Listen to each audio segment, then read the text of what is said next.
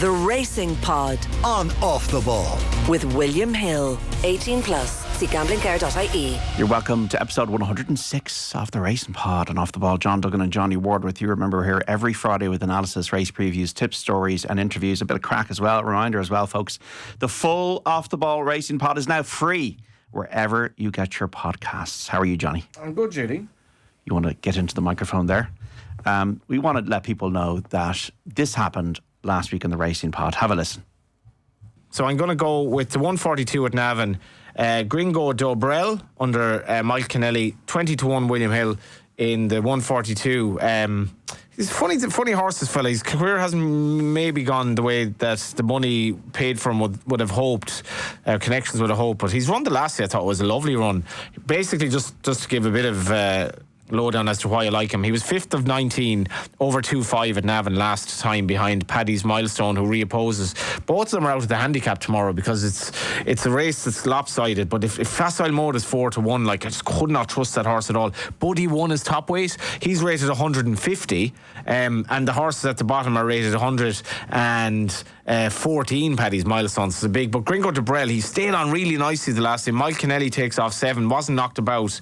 Course winner in a bumper, trained by the informed Gordon Elliott. 20-1 each way. Number 13 on Saturday, 142 at Navan. Gringo Dobrel, 20-1 for 25 each way for Johnny Ward's charity bet. Gordon Elliott trains. Michael Keneally will ride. Well done, Johnny. 20-1 winner. Yeah, it's great when it works out. It's a difficult one, this one, for punters, because that horse was sort of 5-1 on Saturday morning, so it's... That's why you need to listen to the pod. Yeah, if you can get your bets on early, good and well. And William Hill prices up early, but that horse was... there was quite a dramatic move on it. Really testing ground, and the horse just handled it very well. And we hopefully will have one or two more before Christmas. Well done, Johnny. Always good to have a 20-1 winner. So I was at the HRI Awards on Monday at the Mansion House in Dublin, and it just was reflective, I think, Johnny, of the stellar year Irish racing had when we looked at all the award winners. So Rachael Blackmore received the award for the contribution to the industry. Obviously she's retired now and was, I suppose, the main guest of honour on the night. William Mullins, the National Hunt Award. Patrick Mullins, the National Hunt Achievement Award for his Grand National victory on Nick Rocket. Dylan Brown McMonigal, the champion jockey, got the Flat Award. Joseph Murphy, lovely story, Sir Sene, won the Flat Achievement Award. Alan O'Sullivan, a poignant winner of the Ride of the Year on Folly Bay at Galway. Nicola Burns got the Emerging Talent Award. Sam Curling won the Point to Point Award. Punchestown was named Racecourse of the Year, and a joint winner of the Horse of the Year, Galopin Les Champs and Ethical Diamond. Yeah, some big names there. I think, the one that warmed my heart most was Joe Murphy winning the Achievement Award. He's just such a nice guy, and he happened upon Sir Sene, and who wasn't an expensive horse, and to bring him to the places like Ascot and to run so well, and to go to the Guineas and run so well.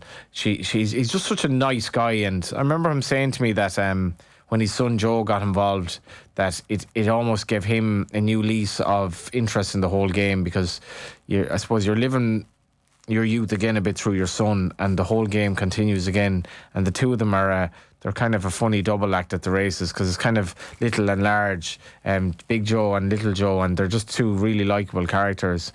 And of the others, and Rachael Blackmore, it's kind of, I suppose she's been so readily replaced in a way by Darragh O'Keefe that it's kind of been seamless from Henry de Bromhead's Yard. Darragh O'Keefe has taken on so many rides that she would have had, and has and raced into an early lead in the Jockey Championship, which has been eroded a bit, but you'd forget how big an impact she made for racing. I think with Rachael, she kept racing in the headlines for the right reasons when it tended to be in the headlines for the wrong reasons. Well, I was asked by somebody the 5 most influential sports people in Ireland in the last quarter of a century. You're thinking Katie Taylor and Rory McIlroy are a couple that spring to mind, but Rachael Blackmore has to be in there. Like a woman jockey winning the Grand National. I mean, that was unheard of in the olden days, and winning every big race at Cheltenham and riding 6 winners at Cheltenham in 2021 when the British entire tally was 5. in a male sport, I mean, there's no other sport where men and women compete in the same ring. As it were. I think that aspect to it as well inspires people. Like I've never gotten the Katie Taylor thing at all. I'm just weird about that. It's just, and because I just think boxing is such a peripheral sport. But Katie Taylor, because of her personality and because of how good she's become, has become like this icon, like an absolute icon. And I'm not into boxing, so I don't really get it. I do get it because why is it? Because she was so good that they decided, well, why don't we get women's boxing into the Olympics? And then she won the Olympic champion medal, and then she flopped in Rio, and then she came back as a professional, and then she's going to Madison Square Garden and fighting Amanda Serrano, and it's worldwide. And also, so she was a boxer from Bray, an amateur, to go not only to have a successful career as an amateur and then be a big part of the reason why amateur boxing's at the Olympics. And then she goes and becomes a professional as a worldwide star. So if you get Katie, I think Rachael Blackmore isn't a million miles off that, because it is a male-dominated sport. We just haven't had female jockeys at all in the National Hunts Fair in Ireland. Like, it's been really, really strange. But not professional. Not professional. So like the amateurs, if Nina Carberry for me was, I would say Nina Carberry was the most talented female jockey I've ever seen. And I would say that Paul Carberry would say that she was more talented than him. But I genuinely think Nina was that good. And Rachel came along. Unlike Nina, Rachel came along when she'd kind of had the odd winner in point to points and bumpers, but like she wasn't getting the rides. So she decided that she would go down that route. And I would say people laughed at her. They really laughed at her. And she then took on the job of riding for Shark Cannon. But to get from there to where she got, champion conditional, to riding all those winners was incredible. And the pressure on her riding these hot favourites at Cheltenham. And I actually felt the ride that she gave Bob Ollinger to win the Stairs Hurdle in her last Cheltenham, that was the best ride I've ever seen her give a horse at Cheltenham. Because a lot of the horses she rode for Henry, they'd be ridden forward and they were kind of, they'd like her handling, but this was totally different. She had to go from last to first practically on a tricky horse, and she had two brilliant winners at Cheltenham this year, and she was quite, I think I said this, like I found it hard to get a handle on her. I think the media stuff, I don't think she enjoyed doing media. No. And I think I just think she wanted to let her ability as a sports person do the talking. Yeah. And at the same time, she had to maximise her value and her revenue in some respects. So she got like good sponsorship, but she wasn't. She just wasn't like. I agree with you. I don't think she really enjoyed the media work. But she was. Like, she was perfectly given to me in interviews, and I really do feel that she I say there was probably a bit of relief when she retired that aspect was gone. But in terms of pressure rides, like, I rarely remember her really making a mess in a race. Like, and at the top level, your margin is so tight. I think she learned from the Gold Cup, which Manila Indo won. Plutar was second, and then the following year she put a Plutar to sleep, and then won by 15 lengths in the Gold Cup. But to win the Gold Cup, champion chase, champion hurdle on Honeysuckle, which he did in May, and also to galvanise Honeysuckle to win on that very emotional day. Exactly. And that emotional day you talk about for thinking of poor Jack de Bromhead. But also Honeysuckle, the name Honeysuckle, the fact that she was a mare, she was ridden by a woman who genuinely was getting racing on the front pages with her smiling. Like, it was a good. There were so many bad stories about racing that we needed good news, and she was that. And you mentioned Nicola Burns. Like, I would say the likes of Nicola Burns. Again, like, Nicola's kind of a straight shooter. She's another person who kind of wants to do her talking at the racetrack, and she will give interviews, but she's young and she's probably keeping her feet in the ground. She's had such a good year, but she would probably admit Rachel has to be an inspiration to her to some extent. And even on the flat, we haven't had like in Britain, where you have these really good flat riders, like top level riders, going, like you've the Josie Gordon's, Holly Doyle's this world, Hayley Turner going to the top. We haven't had any of that, really, and hopefully Nicola Burns might be that. One last footnote on Rachael Blackmore.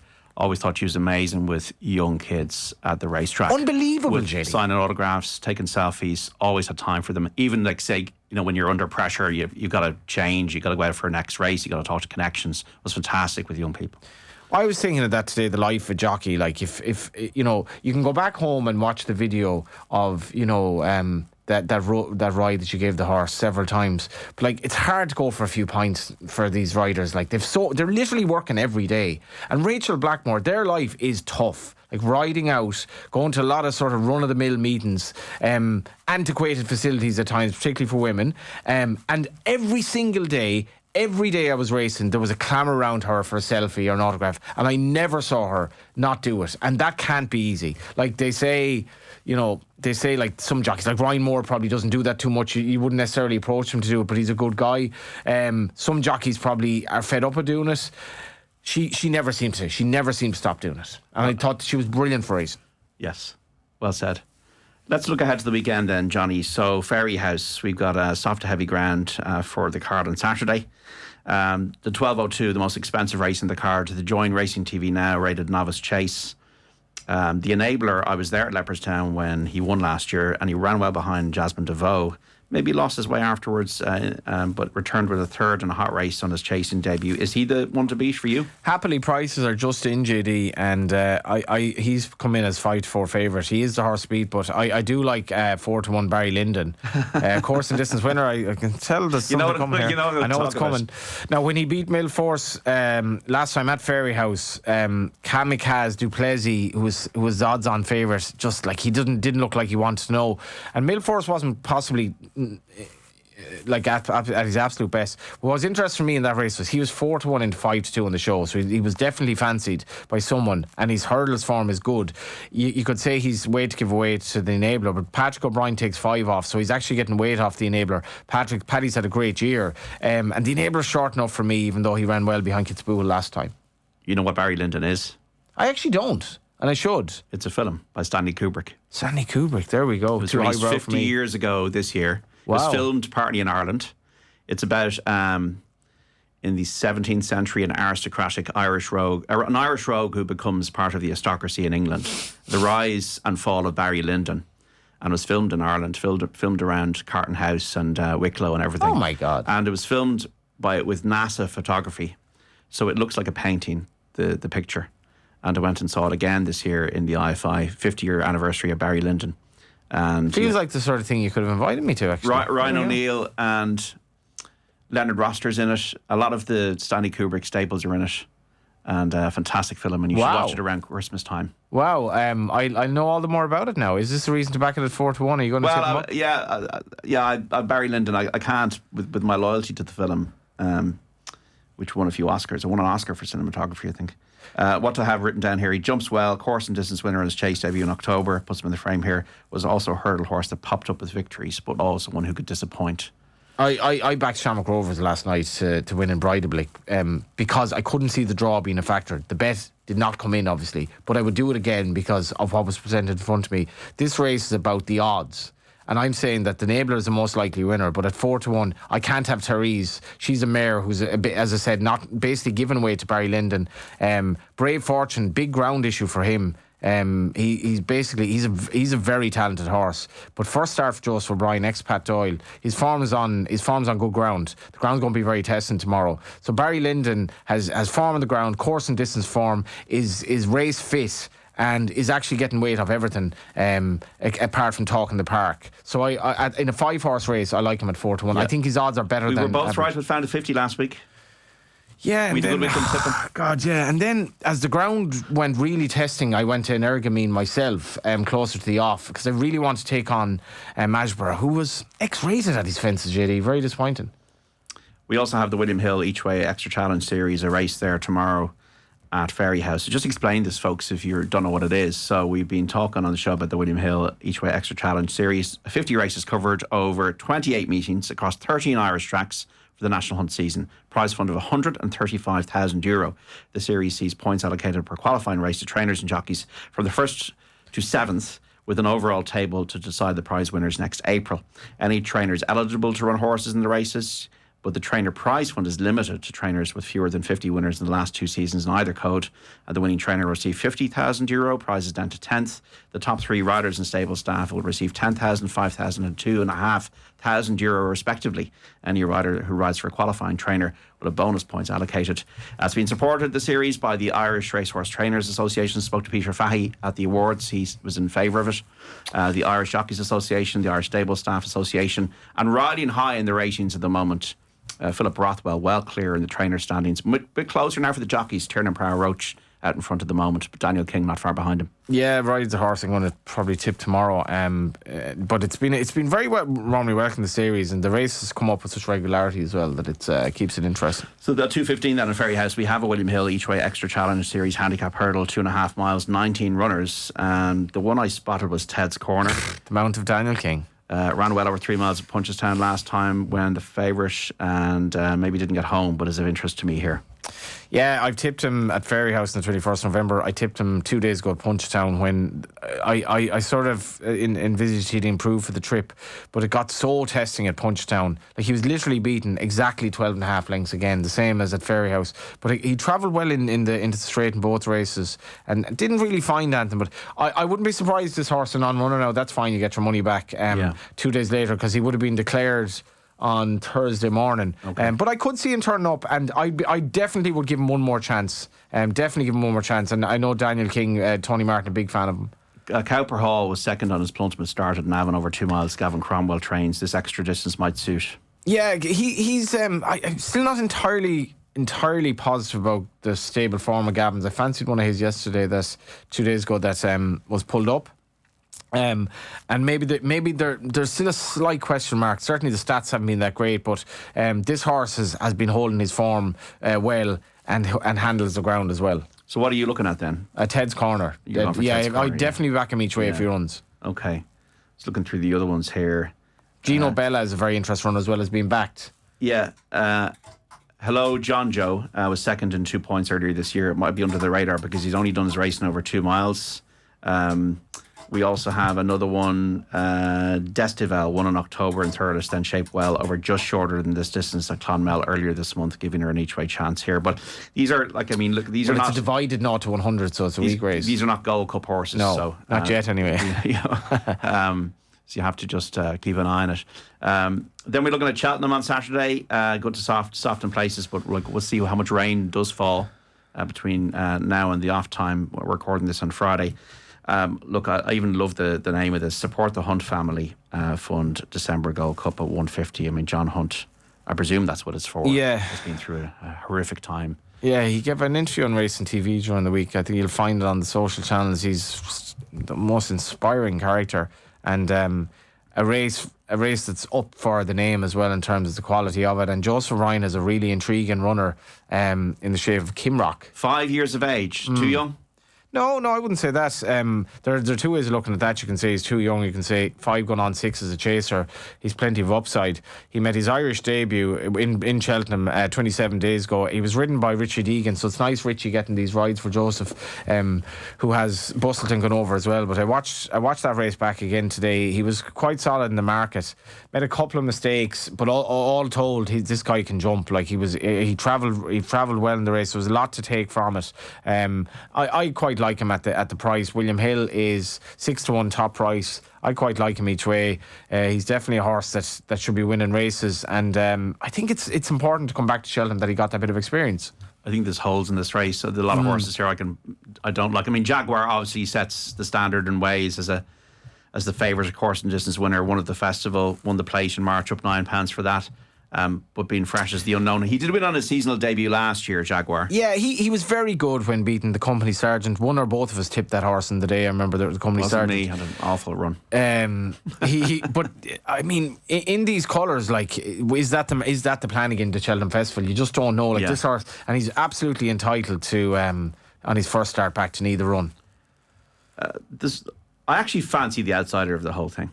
Not Glengooly, is it? Yeah. Oh my God, ex-Willie Mullins. Rated 146 for Willie, now 128. Has had wind surgery and some signs of life over 2 miles recently. Was second in the Thyestes Chase. I was there when it was second to I think a Henry de Bromhead winner a couple of years ago.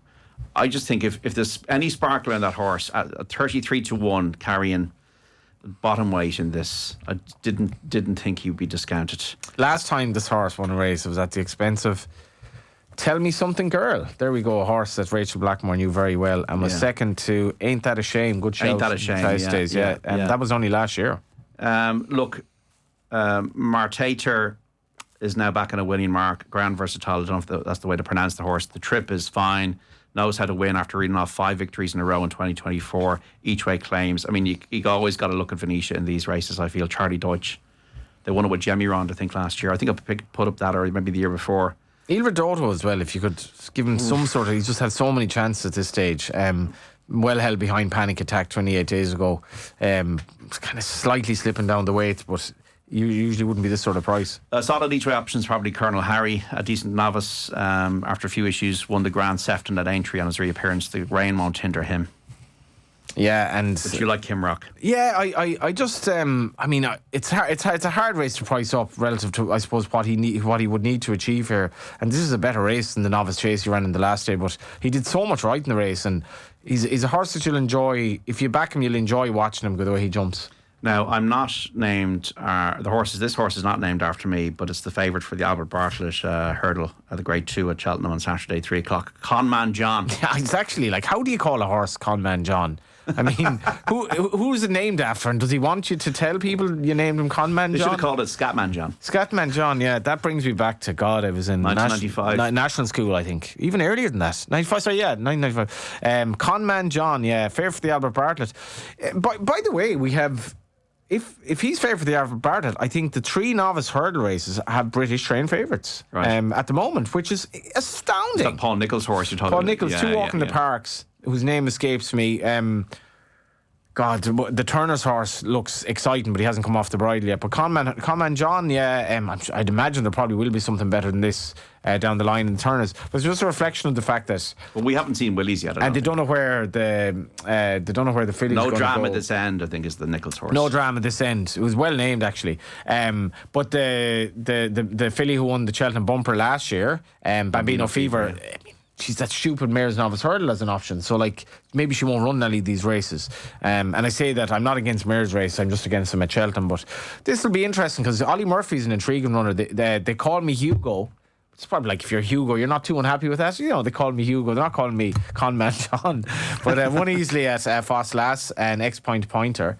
Just hard to weigh up where he fits in against these. But he gets £3 off Conman John, who will go out in front and hope to stay there. Reckless spending a bit of money for Nicky Henderson's horse into 92, and money for Carlin Rig for the Skeltons into 13-2 in the Highclere Thoroughbred. That's obviously big owners.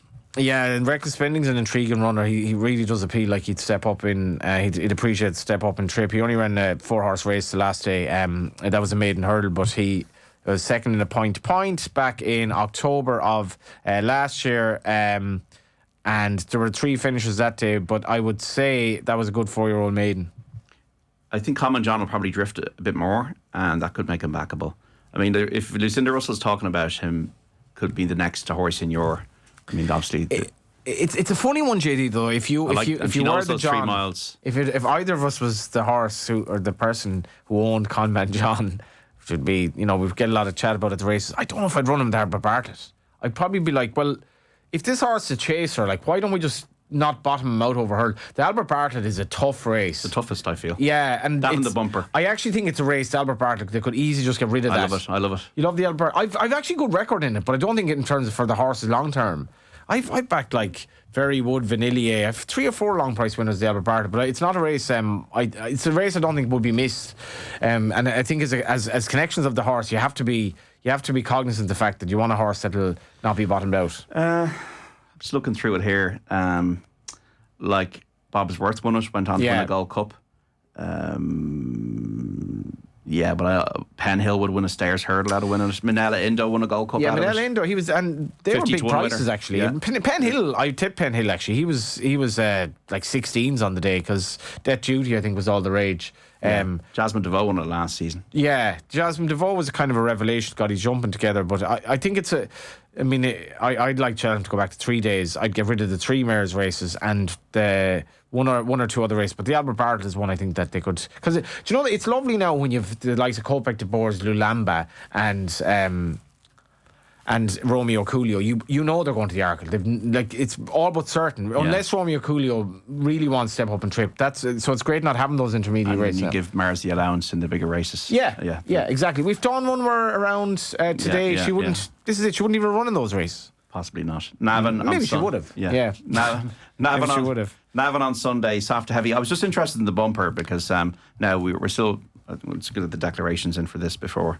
I was 9 a few days ago, so we'll just get the declarations here because I was interested because I thought Gigginstown House stood her out of the game, but it just seems like there's a lot of horses in the maroon here. Yeah, I was watching the Tony Ryan There's Legacy 5 RT. here. There's 2 of them are Keep 'em Company and Panjandrum are in there. The Tony Ryan Legacy documentary was on RT about 10 years ago, and I ended up just watching it randomly on YouTube the other night, and Michael O'Leary featured, and there was a photo of him and Eddie at the race, and I remember, God, Michael had left the game, or was leaving the game, but obviously he wants to come back, and he has horse Willie Mullins again. This race is incredible for one reason, JD. The record of favourites in it and the record of Gordon Elliott in it. 2015, Det Duty, 5-4, 1. 2016, Samcroft, 1-3, 1. 2017, Rapid Escape, 2-5, Gordon Elliott, 1. Envoy Island 2018, 4-11, 1. Sir Gerhard, American Mike, the Enabler, Calypso's Chance, 1 trainer, Joseph O'Brien, in the last 10 renewals has won it apart from Gordon Elliott. Every single favourite in the last 10 renewals has won. A lot of them were odds on. A lot of different jockeys: Patrick Mullins, Harry Swan, Jamie Codd, Tom Hamilton, Lisa O'Neill, Nina Carberry. So that makes me think that, well, just back Gordon, but which one? Keeping Company cost 220 grand. Is that itself? Very much so. Josh Halford rides him, and Josh Halford's brother actually rode Oh My Word when he won for Tom Cleary last time. Panjandrum. It's kind of hard to know here because Josh Williamson rode Keeping Company the last time, but I would have possibly thought Keeping Company was higher regarded, cost a lot of money by a French stare, but maybe the betting suggests the jockey booking suggests Panjandrum is the one. Oh My Word, 33-1 winner on debut over course and distance in the bumper last month. And it's now Derek O'Connor on this one.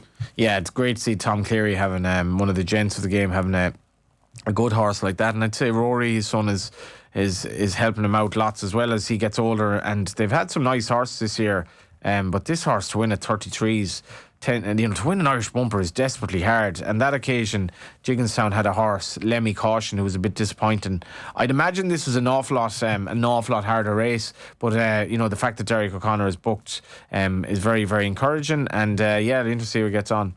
We've got Dave Kelner on the line from William Hill. How are you, Dave? I'm very well, thank you. How are you too? Yeah, not too bad, thanks, Dave. Is the December Gold Cup where we should be starting? Yeah, probably. It's the big betting race of the weekend, without any question. It's a race in which we're a quarter the odds as well. We're going to quarter the odds on all the ITV races this weekend, and I think it's a pretty fascinating renewal, really, the December Gold Cup this time around.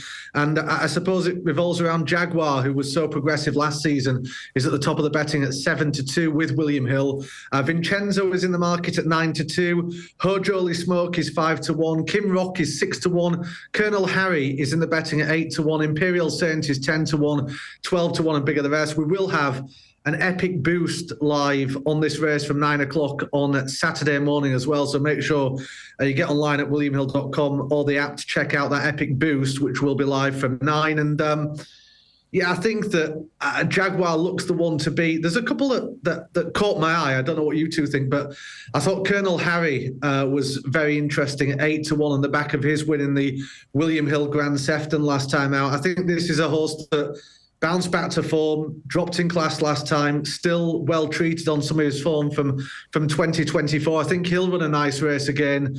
And the other one was Kim Rock, who was a definite eye catcher. Not much weight on his back. And he just got tired in the closing stages at Cheltenham last time, but I think he'll really come on for that run. So I thought that Kim Rock at 6-1 and Colonel Harry at 8-1 were two interesting ones against Jaguar, who is the horse to beat at the head of the betting. Yeah, Colonel Harry, I think, is a rock-solid each-way option, Dave. Johnny's pick is Kim Rock, and my pick is Glenn Gooley at 33-1. I don't know if there's a cent for that, because I haven't gone onto my William Hill app yet, so maybe nobody's backed it. Drifting, 25 to 1 out to 33 to 1. Glenn Gooley. I'm sure once viewers watch this preview, though, they'll be all over that one. Well, there will be if given what Johnny did last week with a 20 to 1 winner, Dave. Nice. So yeah, for the charity. The Albert Bartlett Novices Hurdle. Colm and John. We were speaking about the unfortunate John who had that horse named after him. Obviously, it's not me. But he's a bit of a drifter because there's money for other horses in the 3 o'clock at Cheltenham on Saturday. He's slightly weak in the betting. 11 to 10, this horse opened up. He's now 11 to 8, Conman John. They Call Me Hugo is 7 to 2. Reckless Spending in the betting at 9 to 2. It's then 13 to 2 for Carl Lenrig. It's 12 to 1 bar that quartet. It's an interesting race because I thought Conman John, I didn't expect Conman John to be this weak in the betting, in all honesty. I thought it was all about this horse, got a big future, I'm sure. I fancy him to win. He enjoyed the step up in trip to this distance last time out. And I think he'll win the race, Conman John. But as you mentioned, there are a couple that have been definitely supported against Conman John. He was laid earlier on in the week at 6 to 4, but since the final declarations, Reckless Spending has been the one for money, having opened up 6 to 1, is into 9 to 2 now. So Reckless Spending against Conman John, but yeah, in my opinion, I think Conman John will win the race. Conman John will win the race according to Dave. Yeah, like and Dave's on about like a slight drift. That wouldn't worry me at this stage as well. Like, and you can get with horses that are drifting in very, very early markets like this, you can definitely get value. Like, say if that horse is 6 to 4 soon, because there's a bit of support for everything else or for something else in the race. And he's a very, very likeable stayer. It's not it's not one of the Leopardstown or Punchestown festival cards at Fairyhouse on Saturday, Dave. So look, you got markets up for the Racing TV now, Rated Novice Chase, and also the race we profiled in depth, the William Hill Each Way Extra Challenge Series Handicap Hurdle. Is there any money going anywhere from these races, early money? Not much early money. There's a couple that I quite like, though. One in particular in that 12:02 at Fairyhouse. I just thought Barry Lyndon was really interesting. We all like Barry Lyndon. At 4 to 1, because that form when he beat Milforce last time out, that's obviously been given a boost. I thought the enabler was quite short and skinny in the market at 5 to 4. Barry Lyndon's in there at 4 to 1. Brave Fortune's probably got to step up on the form that he's shown. I don't reckon much to his form, and Barry Lyndon was the one there that just leapt off the page for me at that price at 4 to 1. Winner over course and distance when last seen a couple of months ago, beat Milforce. That horse has gone on to win at Galway subsequently, and I thought Barry Lyndon was definitely overpriced in that race anyway at 4 to 1. Were you listening earlier to the chat about where Barry Lyndon got his name, Dave? Oh no, I didn't hear that. Do you know yourself? I've no idea. Okay.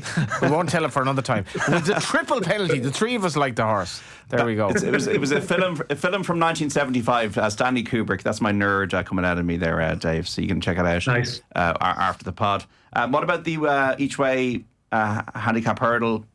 Is there anything that you're noting there, and anything being backed? Yeah, there's not anything that's been backed in the early markets. This market only went up about a couple of hours before we started recording here. This is an extra place race. It is the Each Way Extra Challenge Series Handicap Hurdle, as you mentioned as well. So we're going 5 instead of 4. And of course, with Each Way Extra, you can pick your places as well. Cowper Hall is the 11 to 4 favourite. That's Me Finished is 9 to 2. Ted's Corner 11 to 2. Destivel is in the betting at 13 to 2. Gino Bella is 13 to 2 as well. 11 to 1 and bigger the remainder. We will have racing bet builder options on all these races. It goes live online at williamhill.com and on the app from 8 a.m. for the UK races, 10 a.m. for the Irish races every single day. Destivel was the one that I thought was interesting. He scored by 6 lengths off 73. 3 starts back. That was at Thurles, and I thought there was he was left a little bit too much to do last time out, and he goes on any type of ground. He's back in form. Destiville, but is only a tentative selection with that one. Anything else you want to highlight across the weekend, Dave? Nothing really. I think we've covered the big stuff really. I mean, it's fantastic that the December Gold Cup is the Support the Hunt Family Fund December Gold Cup as well. I mean, that's unbelievable. I've not managed to listen to John Hunt on the Nick Luck podcast as well, and I know he did an in-depth interview on there, and that's something that I'll definitely be checking out. But it's wonderful that that name's been given that race title this weekend, and I'm just looking forward to the action at Cheltenham. It's always always good fun at Cheltenham, and that's definitely the feature. Just looking at the King George odds here, anti-post, Johnny. So Gaelic Warrior 7-4, Django Bay 9-4, the Jukebox Man 5s, Jello 10s, Factophile with a run 6-1, Banbridge won last year 16s, Ile Francais 16s, Faster Slow 14-1, Kalokiko 33s, Hartwood 50-1. Yeah, I'd imagine Gaelic Warrior is probably the most talented. 2 weeks away. He's 2 weeks away. I just would not want to be second guessing what Willie Mullins runs in this. It's a really, really a unique 3 mile test. Like, so much turning, jumping at pace. He's a horse that can throw in shockers, but I definitely feel he's better going right-handed. I really like the Jukebox Man as a horse this year. Yeah. If he runs in the race, won on the card last year as a novice, very impressively. He's 5-1 could be a brilliant each way bet. If you're having a bet, back him now each way 5-1. And I love that feeling of waking up on the 26th and having race to look forward to. And if you've like a 2-1 shot who you've backed each way at 5s, maybe the Jukebox Man could be the one. Owned by Harry Redknapp, of course. Yes, indeed. Was interviewed at the races. I'm not sure if he gave an update. He was interviewed at the race, I think, last night. Actually, I've said this before. I think racing badly needs to attract more owners like Harry and Alex Ferguson, who were interviewed at the races, was it last year? You need to get more of that into racing. When Harry won with Check Him Up Harry at Cheltenham, he was so generous with his time as well. Yeah. Gentleman. Yeah. Harry Redknapp. And I want to hear anything else said against him. I don't know if you're a West Ham fan or a Spurs fan there, Dave Kelner, but the Jukebox Man, I remember watching him last year. I thought he's breathtaking with his I think Dave would be more like he'd be more one of the northern teams, maybe. What's your team, Dave? I'm a Manchester United fan, actually.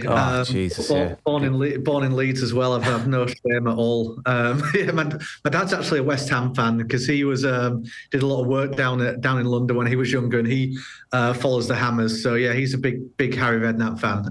This horse, the Jukebox Man, do you think if he does run well in the King George, do you think the Gold Cup could be on the agenda for him? He's 20-1. I think surely if they did win the King George, got close. I mean, that's what Mick Fitzgerald always used to say, that the King George is a great test for the Gold Cup. It's Kempton's like considered a flat track, but it's a real grueling test. You're turning like you don't stop race, going. And you can get so badly caught out of your ground that you've no chance. There's probably a bit of a pace collapse in the race last year, but absolutely. And like, this horse is only 7. Like you said, hardly any runs. I think the Gold Cup, apart from a very hard to beat favourite, who you can't obviously rely on every year to turn up at Cheltenham, is very, very open if you take him out of it. I think Galopon is going to be fascinating this year. What's Galopon going to do? It's going to be really difficult to come back. Like, really, really difficult. They don't do it for a reason. He's getting older. And if the ground comes up as it did last year, like, he was so friendless in the betting last year, for whatever reason. I was surprised how well he came back at Punchdown, but definitely vulnerable this year at Cheltenham. Do you an anti-post man at all, Dave, are you? Yeah, I quite like an anti-post double. I'd be looking at it in the Gold Cup. I think it is quite open. Obviously, I think the favourite is definitely the one to beat, because Gavin Cromwell's going to get this horse cherry ripe and he's going to come good in the spring. And he loves the track and likes the hill, likes the distance, and obviously is the defending champion. So I think that 7-2 is fair. I know the way you're thinking. I agree with Johnny on Galopin des Champs. I'd be amazed as a 10-year-old if he came back. The two that interest me are the Jukebox Man. If he does impress at Kempton in the King George, I think that he's one of those horses that could make this next step up. And I thought Grey Dawning was so impressive in the Betfair chase that it wouldn't surprise me at all if Grey Dawning went well at 14-1. I think there's definitely more to come from him. Yeah, Cheltenham Gold Cup next year on the Friday, just before we play Scotland. I'm just going to go through the odds here. Factophile, don't think he'll probably go there. I'm not sure if he stays. But looking through the William Hill odds here, Faster Slow 25-1. I mean, I'd love to see Majborough over the trip. He's too young now, but he needs to jump straight. Yeah, but maybe over 3.25 miles. You're not the only one to say that, JD. Yeah, Jerry Colomb 40s. Haven't seen him for a while. Haiti Kalura 50-1. That's an interesting horse now, because that horse jumps and stays. Yeah. And sometimes you have these. I mean, Native River won a Welsh National and won a Gold Cup. So Haiti Kalura 50-1 if Rebecca Curtis to decide to go that road. Johnny Ward last week, he had a 20-1 winner for your charity bet. So, folks, you need to pay attention very carefully now to what Johnny's going to pick, either 50 on the nose or 25 each way. What have you decided, Johnny? Past performance is not a guide to, thankfully, given the tipping for the last while. But I actually, whatever about that horse, coming in at a nice price. The Fierce Handy in the 105 tomorrow. Number 2, Fierce Handy. I fancy this out of the way. Don't know what price it'll be. Hopefully it'll be an each price. 105 Fairyhouse. Fierce Handy. Was behind a horse who reopposes tomorrow by the name of Kentucky Beach at Goran 35 days ago. And it was funny because Kentucky Beach, if you get a chance to watch it back, Dave, it's kind of weird, like the camera work at times of race, but the camera was basically looking kind of in the old-fashioned view at the start, but there was a big, like, I don't know, was it like a ditch or there was something in the way, but it looked to me like Kentucky Beach got a bit of a soft lead, but all of a sudden he was well clear of them, and the other jockeys weren't doing anything. He ended up being second, beating the neck. I actually tipped the winner of the race, who was well fancied both that day and the day before, but Fierce Handy was really, really quietly ridden. And I like a McManus horse on his or her second handicap start. It'd be this would be my Christmas good thing. Okay, listen to the man, Johnny Ward there on the Racing Pod. Has picked a 20-1 winner last week, and he's gone for, as a charity bet this week, on the nose or each way, Johnny? It depends on the odds. I'll go actually on the nose, even though. Don't be afraid to back the source each way with the each way places, the extra places. 105 Fairyhouse on Saturday. Fierce Handy, number 2. Mark Walsh riding for Noel Mead. Johnny Ward's charity bet this week on the Racing Pod, with thanks to William Hill. Dave Kelner, appreciate your time. Thank you. Speak soon. Dave. Thank you, chaps. Enjoy the weekend. And Johnny Ward, thank you so much. Just noticed that's Christmas. The Racing Pod on Off the Ball with William Hill. 18 plus. See gamblingcare.ie.